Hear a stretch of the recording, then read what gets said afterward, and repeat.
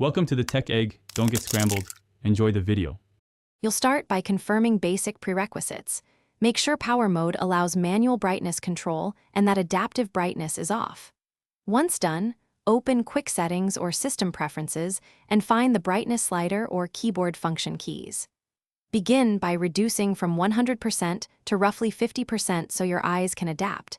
This initial drop prevents overshooting.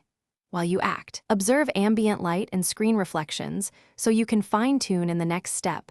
Don't rush. Take a half-minute pause to assess comfort.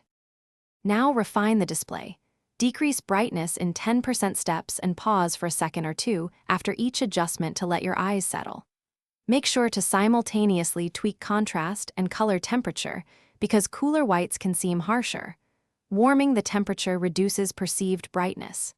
If available, engage night mode or a blue light filter at evening hours to cut strain further. Also consider lowering backlight and increasing text size briefly to preserve readability while you go darker in the next stage. Finish by choosing a stable brightness between 20% and 40% for indoor lighting. Record that value so you can restore it quickly. Make sure software modes like adaptive or automatic brightness remain disabled to avoid sudden jumps. If you encounter flicker or the screen won't go low enough, update display drivers, reboot, or try a third-party dimming app.